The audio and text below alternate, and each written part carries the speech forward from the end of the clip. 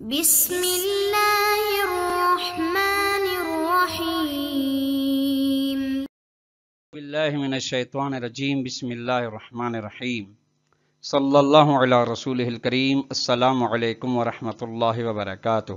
طلاب کرام عزیز کیسے ہیں؟ امید کرتے ہیں کہ آپ خیر و عافیت سے ہوں گے۔ بدایت المعارف جزء ثانی کا سبق نمبر 26 شروع کر رہے ہیں، جس میں عنوان کرا دیا گیا کتاب کی عبارت السادس فی امکان المعاد سے لے کر فمن شک فی صدور المعاد تک بات بیان کیے جائیں گے۔ وہ یہ ہیں: نمبر 1، امکان ذاتی معاد کو بیان کیا جائے گا کہ معاد امکان ذاتی رکھتی ہے، اس کے ہونے میں کسی بھی قسم کا امر محال یعنی اجتماع نقیضین، انقلاب در ذات، جمع ضدین پیش نہیں آ رہا۔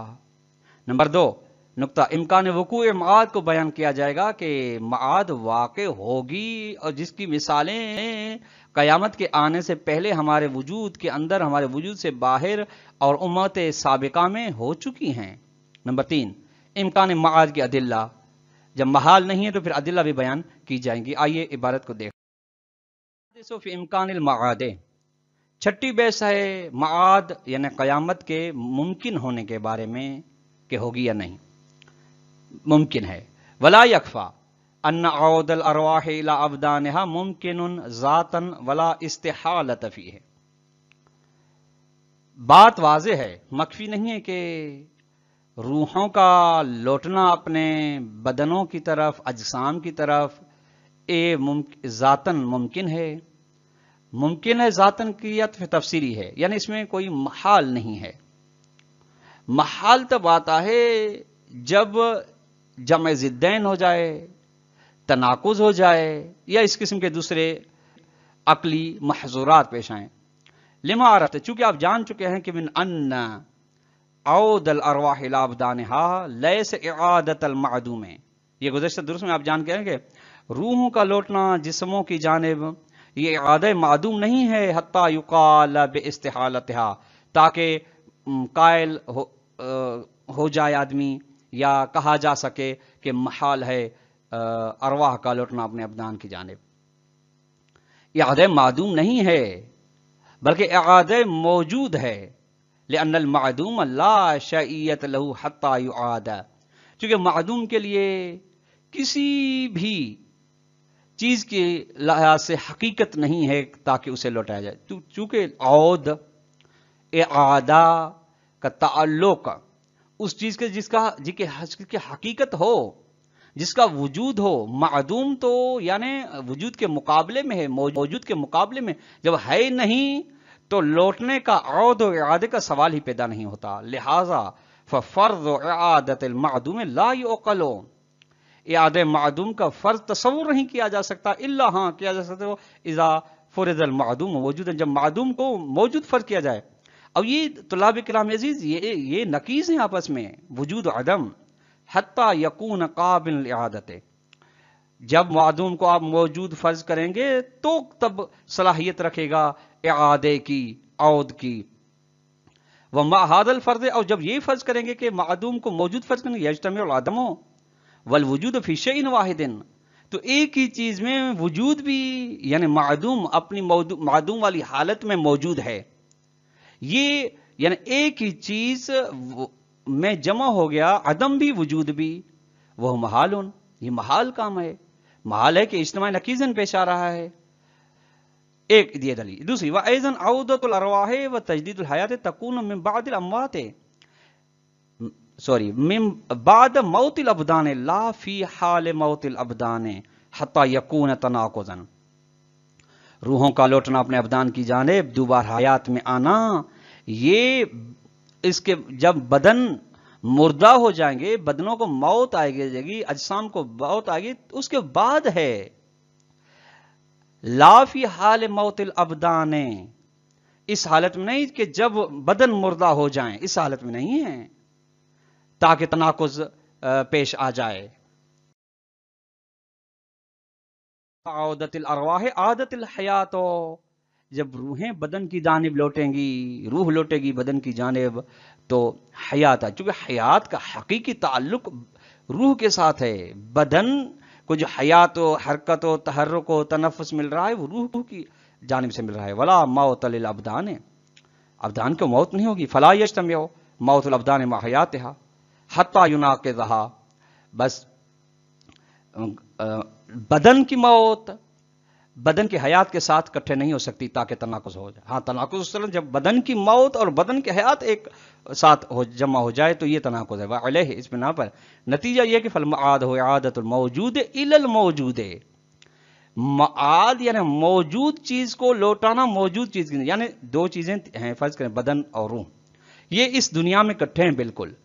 جب بدن کو موت آتی ہے تو بالکل روح کی جائے گا جدا ہے، بدن کی جائے گا جدا ہے.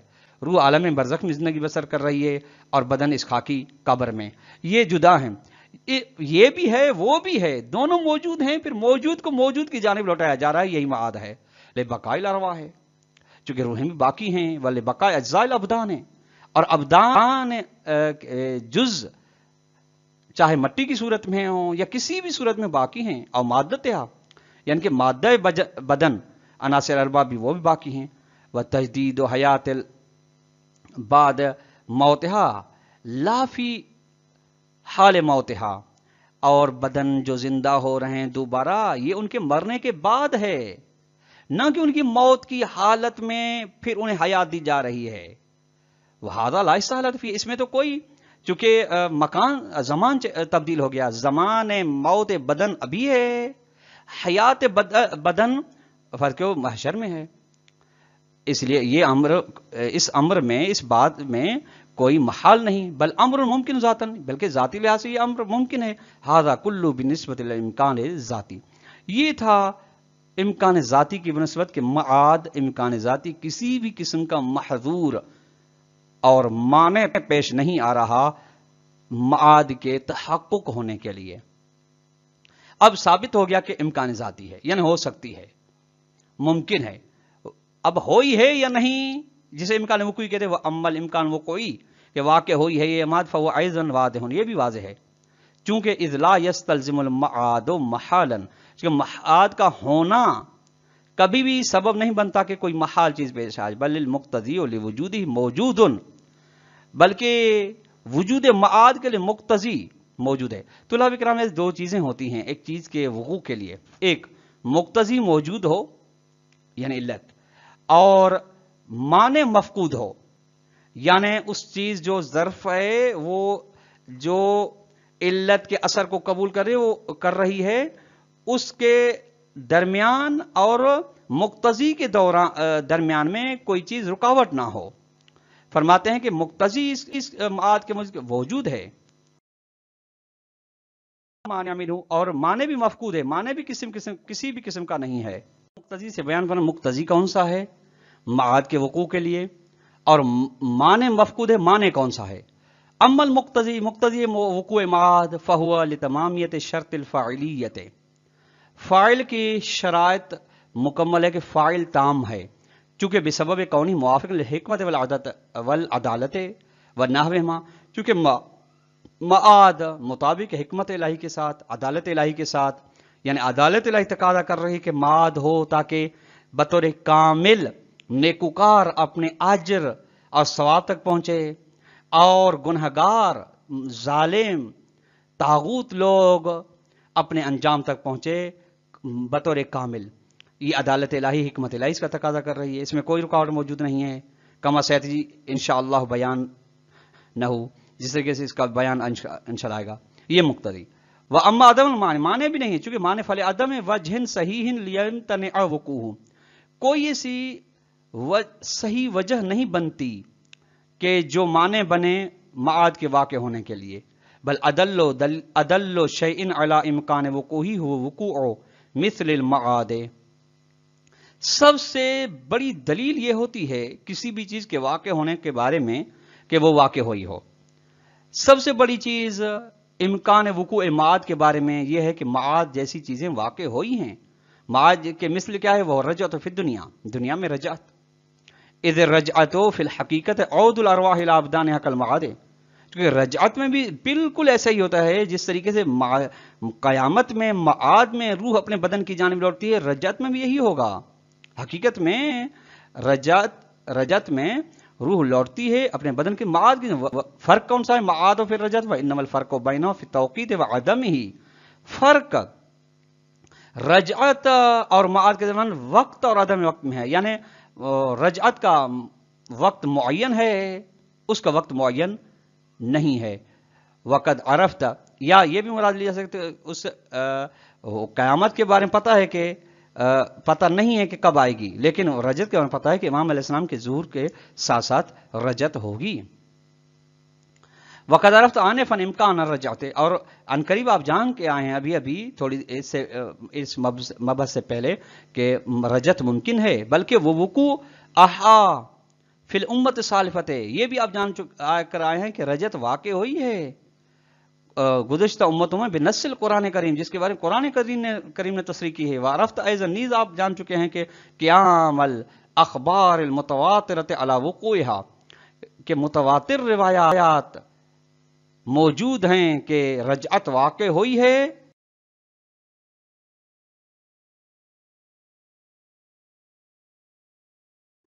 امت اسلامیہ میں بعد واقع ہوگی امت اسلام بعد ظہور امام ثانی عشر، 12ویں امام کے ظہور کے بعد۔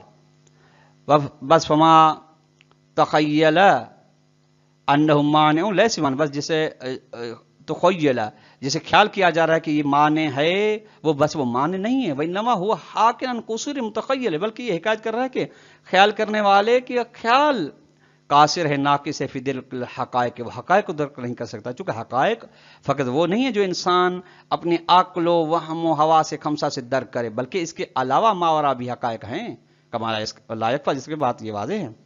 بس جب ایسے ہے تو فلا یبقى الا استبعادات من الکفار والملحدین، بس معاد کے حوالے سے کوئی چیز باقی نہیں رہتی سوائے کہ یہ تعجبات ہوں کفار کی جانب سے، ملحدین کی جانب سے، یعنی وہ بعید شمار کرتے ہیں یہ کیسے ہو سکتا ہے۔ وَهَذِهِ الْإِسْتِبْعَادَاتُ نَاشِئَةٌ قِيَاسِ قُدْرَةِ الْخَالِقِ وَعِلْمِهِ بِقُدْرَةِ الْمَخْلُوقِ عِلْمِهِ، اب یہ یہاں سے یہ بن کر ہیں کہ اب کافر ملحد یہ تعجب کر کیوں رہے ہیں معاد کے بارے میں؟ فرماتے ہیں اس لیے بیان کر رہے ہیں چونکہ وہ اس کے بارے میں لامحدود قدرت چاہیے، لامحدود علم چاہیے۔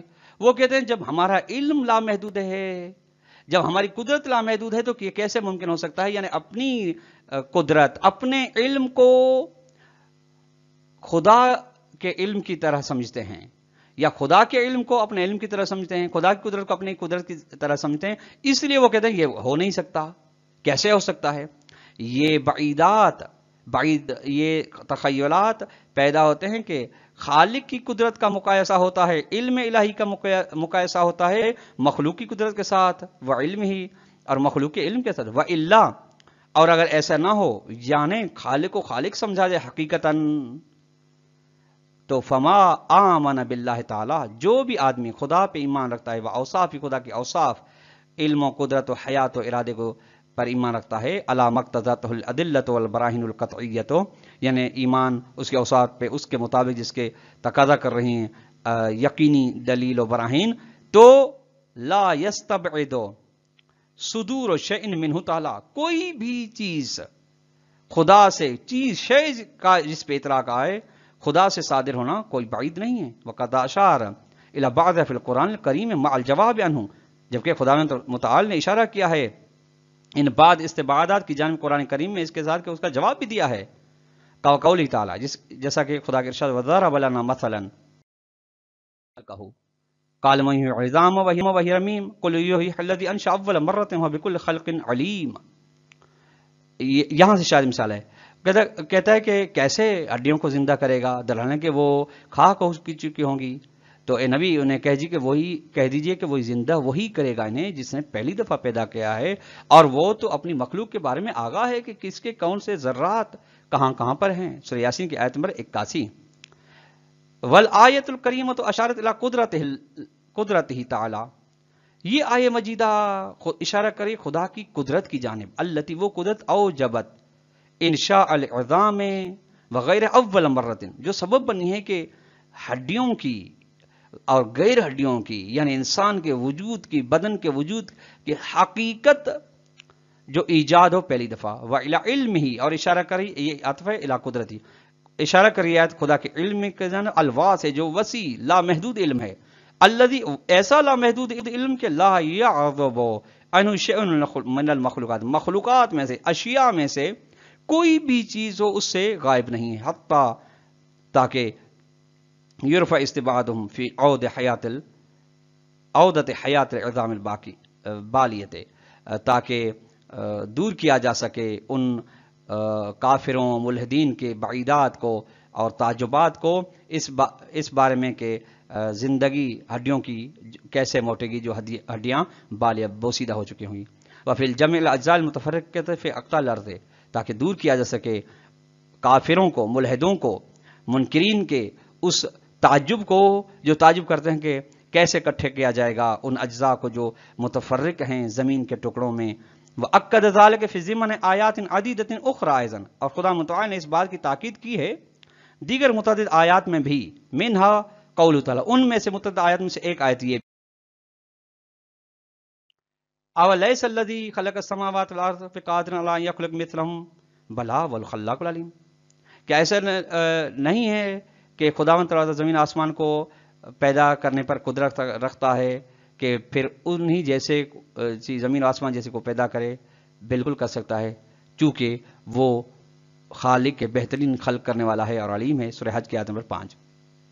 وَمِنْهَا قَوْلُ تَعَالَىٰ، ایک اور آیت ہے، یا ایھا الناس، اے لوگو، ان کنتم فی ریب من البعث، اگر قیامت کے بارے میں تمہیں شک ہے تو فإنا خلقناکم من تراب، ہم نے تو آپ کو مٹی سے پیدا کیا، پھر مٹی سے نطفۃ، ثم من نطفۃ، پھر مٹی سے نطفہ بنایا، ثم من نطفۃ علقۃ، نطفہ سے علقہ بنایا، ثم من مضغۃ، پھر مضغہ بنایا علقے سے، الی ان قال عز شانہ، یہاں تک کہ اس خداوند متعال نے فرمایا جس کی شان بلند ہے، وَتَرَى الْأَرْضَ حَامِدَةً، آپ زمین کو خشک دیکھ رہے ہیں، پیاسا دیکھ رہے ہیں زمین کو، فَإِذَا أَنزَلْنَا عَلَيْهَا الْمَاءَ اهْتَزَّتْ وَرَبَتْ وَأَنبَتَتْ مِنْ كُلِّ زَوْجٍ بَهِيجٍ، اور جب ہم اس کے اوپر پانی برساتے ہیں تو وہ کھل کے اٹھتی ہے اور وہ اگاتی ہے اپنے اندر سے مختلف قسم کے گیاہ، مختلف قسم کے گھاس، مختلف قسم کی چیزیں اگاتی ہے اور وہ سرسبز ہو جاتی ہے۔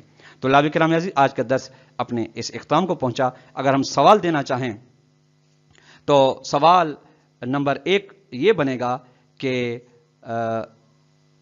امکان معاد، امکان قیامت کو اختصار کے ساتھ بیان کریں۔ نمبر 2، وقوع قیامت کے بارے میں کوئی بھی ایک دلیل بیان کریں اختصار کے ساتھ۔ نمبر 3 سوال یہ بنے گا کہ کوئی بھی آیت وقوع قیامت کو جو ثابت کر رہی ہو اس آیت کو ترجمے کے ساتھ بیان کریں۔ والسلام علیکم ورحمۃ اللہ وبرکاتہ۔